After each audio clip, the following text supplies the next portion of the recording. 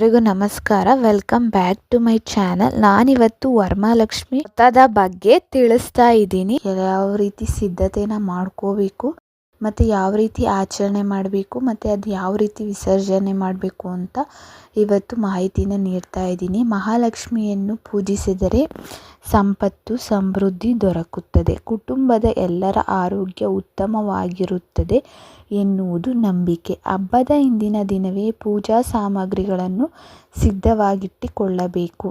ಹಬ್ಬದ ಹಿಂದಿನ ಅಂದರೆ ಬುಧವಾರ ಗುರುವಾರನೇ ನಾವು ಮನೆಯೆಲ್ಲ ಸ್ವಚ್ಛನ ಮಾಡಿ ಪೂಜೆಗೆ ಏನೇನು ಸಾಮಗ್ರಿಗಳು ಬೇಕೋ ಅದನ್ನೆಲ್ಲ ತಂದು ಇಟ್ಕೋಬೇಕು. ಶುದ್ಧಿ ಇರುವಲ್ಲಿ ಲಕ್ಷ್ಮಿ ಇರುತ್ತಾಳೆ. ಶುದ್ಧಿ ಇಲ್ಲ ಅಂತಂದರೆ ಲಕ್ಷ್ಮಿ ಇರೋದಿಲ್ಲ. ಆವತ್ತಿನ ದಿವಸ ಯಾರೂ ಕೂಡ ಮನೆಯಲ್ಲಿ ಕಿರ್ಚಾಡೋದು, ಅಳೋದು, ಮಕ್ಕಳು ಇದ್ದರೆ ಮಕ್ಕಳನ್ನ ಹೊಡೆಯೋದು, ಮಕ್ಕಳನ್ನ ಅಳಿಸೋದು ಆ ರೀತಿ ಯಾರು ಮಾಡಬೇಡಿ. ಅದೆಲ್ಲ ಲಕ್ಷ್ಮೀ ದೇವಿಗೆ ಇಷ್ಟವಾಗೋದಿಲ್ಲ. ಆ ಮನೆಯಲ್ಲೂ ಕೂಡ ಬಂದು ಲಕ್ಷ್ಮಿ ಇರೋದಿಲ್ಲ ಅಂತಲೂ ಹೇಳ್ತಾರೆ. ಮನೆಯಲ್ಲಿ ಸುಖ ಶಾಂತಿ ಸಂತೋಷದಿಂದ ನೀವು ಆವತ್ತಿನ ದಿವಸ ಯಾವುದೇ ಫೋನ್ ಆಗಲಿ ಇನ್ನೇನೇ ವಿಚಾರದ ಬಗ್ಗೆ ಮಾತಾಡೋದಾಗಿರ್ಬೋದು, ಕಿರ್ಚಾಡೋದಾಗಿರ್ಬೋದು ಅದನ್ನೆಲ್ಲ ನೀವು ಬಿಟ್ಬಿಟ್ಟು ಆವತ್ತಿನ ದಿನ ದೇವ್ರ ಜಪನ ಮಾಡಿಕೊಂಡು ಲಕ್ಷ್ಮಿ ಹಾಡುಗಳನ್ನ ಹಾಡಿಕೊಂಡು ಸಮಾಧಾನದಿಂದ ಶಾಂತಿಯಿಂದ ಇದ್ದರೆ ನೀವು ಮಾಡಿರೋ ಅಂಥ ವ್ರತದ ಫಲ ಆದಷ್ಟು ಬೇಗ ನಿಮಗೆ ಸಿಗುವಂಥದ್ದು. ಇದು ಹೇಗಪ್ಪ ಅಂದರೆ ನೀವು ಮಾಮೂಲಿ ಮನೆಯೆಲ್ಲ ಫುಲ್ ನೀಟಾಗಿ ಕ್ಲೀನ್ ಮಾಡಿರ್ತೀರ ಬುಧವಾರ ಗುರುವಾರನೇ.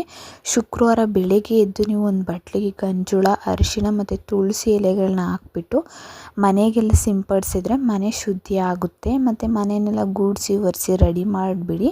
ಶುಕ್ರವಾರ ಮೊದಲಿಗೆ ಈ ವ್ರತವನ್ನು ಮದುವೆಯಾದ ಹೆಣ್ಣು ಮಕ್ಕಳು ಮಾಡ್ಬೋದು ಅಥವಾ ಗಂಡ ಇಲ್ಲದವರು ಕೂಡ ಮಾಡ್ಬೋದು. ಏಕೆಂದರೆ ಇದೊಂದು ಹೆಣ್ಣು ಮಕ್ಕಳು ಮಾಡೋ ಅಂಥ ವ್ರತವಾಗಿರುತ್ತೆ.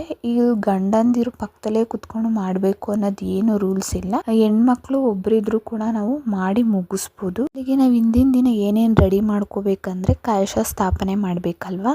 ಅದು ಒಬ್ಬರೊಬ್ಬರು ಧಾನ್ಯಗಳನ್ನ ತುಂಬಿಟ್ಟು ಕಲಶನ ಸ್ಥಾಪನೆನ ಮಾಡ್ತಾರೆ. ಒಬ್ಬರೊಬ್ಬರು ನೀರನ್ನ ತುಂಬಿಸಿಟ್ಟು ಕಲಶನ ಸ್ಥಾಪನೆನ ಮಾಡ್ತಾರೆ. ಅಂದರೆ ಅವ್ರ ಮನೆತನಕ್ಕೆ ಬಿಟ್ಟಿರೋ ಅಂಥದ್ದು. ಅದಕ್ಕೆ ಸರಿಯಾಗಿರುವಂಥ ಕಾಯಿನ ನೀವು ಆಯ್ಕೆನ ಮಾಡಬೇಕು. ತುಂಬ ಒಳಗಡೆ ನೀರು ಜಾಸ್ತಿ ಇರಬೇಕು ಮತ್ತು ಜುಟ್ಟು ಕಾಯಿರೋ ಜುಟ್ಟು ಜಾಸ್ತಿ ಇರೋವಂಥ ಜುಟ್ಟನ್ನ ಮತ್ತು ಕಣ್ಣುಗಳು ಕಾಣಬಾರ್ದು ಕಾಯಿಲಿ. ಆ ಥರ ಆಗಿರೋಂಥ ಒಂದು 3-4 ಕಾಯಿನ ನೀವು ಆರಿಸಿ ಇಟ್ಕೊಳ್ಳೋದು ತುಂಬಾ ಉತ್ತಮ ಅಂತ ಹೇಳ್ಬೋದು. ಆಮೇಲೆ ನೀವು ದೇವರಿಗೆ ಇಡೋವಂಥ ತಿಂಡಿಗಳು ರವೆ ಉಂಡೆ, ಕರ್ಜಿಕಾಯಿ, ಸಿಹಿ ಪೂರಿ, ಚಕ್ಲಿ, ಕೋಡ್ಬಳೆ ಇನ್ಯಾವ ರೀತಿಯಾದರೂ ನೀವು ತಿಂಡಿಗಳನ್ನ ಮಾಡ್ತೀರಲ್ಲ ಅದನ್ನೆಲ್ಲ ನೀವು ಹಿಂದಿನ ದಿವಸನೇ ರೆಡಿ ಮಾಡಿ ಇಟ್ಕೊಂಡ್ರೆ ನೀವು ಬೆಳಗ್ಗೆ ಬೇಗನೆ ಎದ್ದು ನೀವು ಪೂಜೆನ ಮುಗಿಸ್ಬೋದು.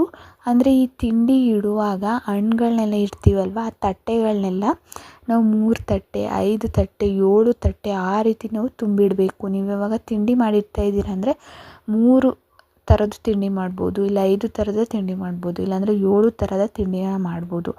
ಅದೇ ರೀತಿ ಹಣ್ಣುಗಳ ತಟ್ಟೆನೂ ಅದೇ ಸಂಖ್ಯೆಯಲ್ಲಿ ನಾವು ಇಡಬೇಕು. ಇದಿಷ್ಟೆಲ್ಲ ನೀವು ವ್ರತನ ಸ್ಟಾರ್ಟ್ ಮಾಡೋಕ್ಕಿಂತ ಮುಂಚೆ ಸಿದ್ಧತೆನ ಮಾಡಿಕೊಂಡು ವರಮಹಾಲಕ್ಷ್ಮಿ ವ್ರತದ ದಿನವಾದ ಶುಕ್ರವಾರದಂದು ಬೆಳಿಗ್ಗೆ ಬೇಗನೆ ಎದ್ದು ತಲೆಗೆ ಸ್ನಾನ ಮಾಡಿಯೇ ನೀವು ಈ ವ್ರತನ ಸ್ಟಾರ್ಟ್ ಮಾಡಬೇಕಾಗಿರೋದು.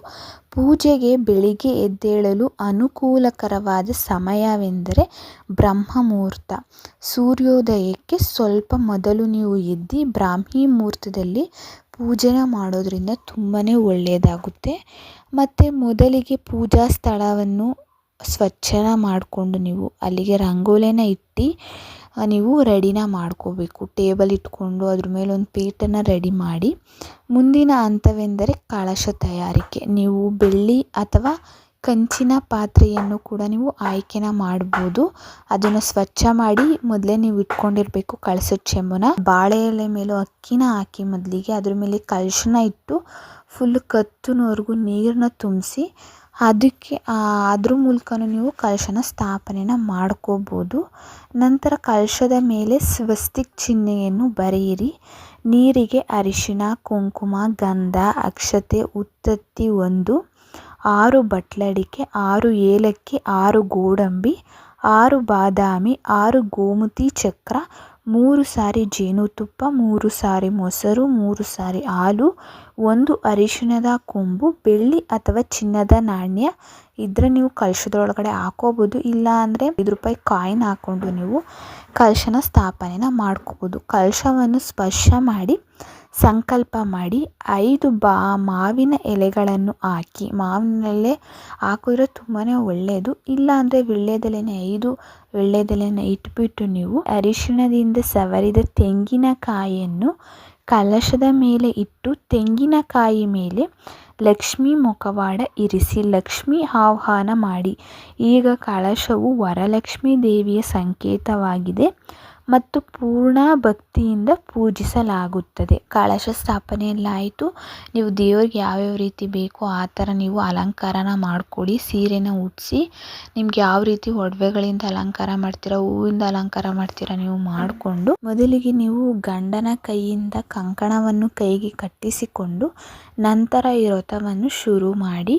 ಮೊದಲಿಗೆ ಗಣೇಶನನ್ನು ಪೂಜಿಸೋದ್ರಿಂದ ಸ್ಟಾರ್ಟ್ ಮಾಡಿ ಶ್ಲೋಕವನ್ನು ಪಠಿಸುವ ಮೂಲಕ ಪೂಜೆಯನ್ನು ಪ್ರಾರಂಭಿಸಬೇಕು. ನಂತರ ಆರತಿಯನ್ನು ಬೆಳಗಿ ದೀಪವನ್ನು ಹಚ್ಚಿ ಮಹಾಮಂಗಳಾರತಿನೆಲ್ಲ ಮಾಡಾದ್ಮೇಲೆ ನೀವಿಟ್ಟಿರುವಂಥ ನೈವೇದ್ಯ ತಿಂಡಿಗಳೆಲ್ಲ ದೇವರಿಗೆ ಸಮರ್ಪಣೆ ಮಾಡಿ ಲಕ್ಷ್ಮಿ ಅಷ್ಟೋತ್ತರವನ್ನೆಲ್ಲ ಓದಿ ನೀವು ಕೆಂಪಾರತಿನೂ ಕೂಡ ರೆಡಿ ಮಾಡಿ ಇಟ್ಕೊಂಡಿರಬೇಕು. ಮೊದಲೇ ಮನೆಯವರೆಲ್ಲ ಕುಟುಂಬ ಸಮೇತರಾಗಿ ಕೆಂಪಾರತಿನ ನೀವು ಮಾಡಿ ಮಹಾಮಂಗಳಾರತಿನ ಮಾಡಿ ಎಲ್ಲರೂ ಪ್ರಸಾದನ ತಗೊಂಡ್ಬಿಟ್ಟು ಬಂದಿರೋವಂಥ ಮುತ್ತೈದೆಯರಿಗೆ ನೀವು ಬ್ಲೌಸ್ ಪೀಸು, ಎಲೆ ಅಡಿಕೆ, ಬಾಳೆಹಣ್ಣು, ಕಾಯಿ ಎಲ್ಲನೂ ಕೊಟ್ಟು ನೀವು ಲಕ್ಷ್ಮಿಗೆ ಕೆಂಪಾರತಿಯಿಂದ ಆರತಿಯನ್ನು ಮಾಡಿಸಿ ನೀವು ಅವ್ರಿಗೆ ನೈವೇದ್ಯನ ಕೊಟ್ಟು ಮನೆಯಿಂದ ಕಳಿಸ್ಬೇಕಾಗಿರೋವಂಥದ್ದು. ಇದಿಷ್ಟು ವ್ರತನ ನೀವು ವ್ರತದ ದಿನ ಮಾಡಬೇಕಾಗಿರುವಂಥ ವಿಧಾನಗಳು. ಆವತ್ತಿನ ದಿವಸ ನೀವು ಶುಕ್ರವಾರದ ದಿವಸ ಲಕ್ಷ್ಮಿನ ಮನೆಯಿಂದ ಹೊರಗಡೆ ಕಳಿಸ್ಬಾರ್ದು.